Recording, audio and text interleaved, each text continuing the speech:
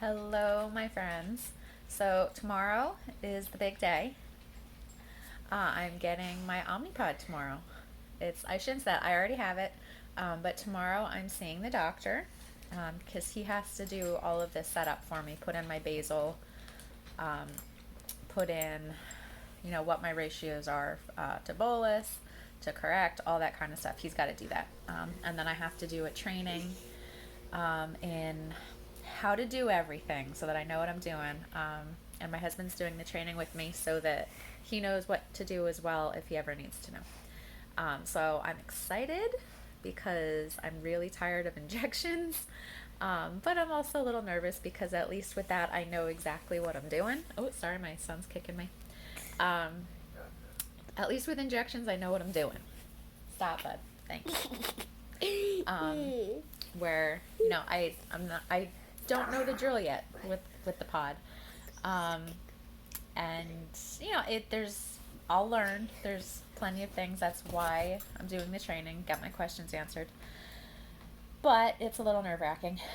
And part of what's making a little bit nerve wracking is that I was sick last week, which was horrible. It was so bad. I had a stomach virus. It was so bad. It was so bad. Um, so, really quick, some suggestions for you if you're diabetic or insulin dependent, um, and you get sick like that. So my basal, I take Lantus for like that's like the background long acting insulin. Um, it doesn't account for food. Sorry, my son is just like playing randomly. Um, Basal doesn't account for food. Um, it's just what you need to stay in an okay range without eating, basically. Um, so that's Lantus for me. That's my basal. And I take that twice a day. I split my dose. So the day that I was sick, I started getting sick at night. Um, I knew it was coming by like 8 o'clock.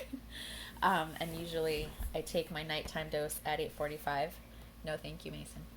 Um, and I just wasn't sure if that was going to be a good idea. I was nervous about going low and then not being able to keep something down. So I skipped my nighttime dose, um, which was good because if I had gone low overnight, I would not have been able to keep anything down. And that kept me. I'd had half the dose in the morning. I skipped the nighttime half.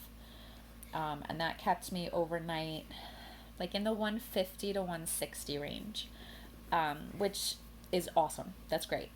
Um, I was checking with my Libra like every hour or so just to make sure.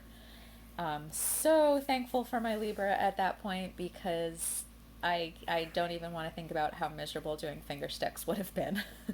um, and then in the morning, once I saw that I was kind of like leveling off but going a little bit higher, um, and was sort of starting to feel a little bit better, I took my morning dose of Lantus. Um, and then I just went back to normal after that as far as basal and bolus. Bolus when I ate, basal twice a day. And once I took the basal dose in the morning, I just did sips of ginger ale whenever I could, like tiny bits, just to have something in my system. Because the other thing to consider is dehydration. I knew that my numbers were not terribly high, that DKA wasn't a massive concern, but at the same time, your numbers don't have to be horribly high for that to happen. Um, so I wanted to make sure that I stayed hydrated because getting dehydrated is huge. So I did use a couple of the test strips. Everything was fine, thankfully. It's just one of those things that's one more thing to think about while you're sick, just keeping an eye on everything. Because that's one of those things, like, you can catch it insanely quickly, like, if there is an issue. And if you catch it right away, then you can take care of it, and you're good. You don't have to go to the hospital, you don't have to do anything. Thankfully, it wasn't an issue for me. But yeah, just, that's why I keep my ketone test strips in the house, so that I can test while I'm sick. Um, so that all being said, that kind of puts some of the worries in my head about the pod. Just because I'm sure that the easy answer is you suspend your bathe because obviously you control everything. So I was just thinking, like, when I was sick, I didn't do my nighttime Lantus. So, like, what do you do if you're not doing Lantus? You just have basal constantly running through your pod. I'm assuming the answer is you suspend it. That's a question that I will ask tomorrow. um, it's just one of those, I know that there are answers for everything. I just don't know what they are yet. And I'm a little bit of a control freak. I want to know the answers. But I'll know them soon enough.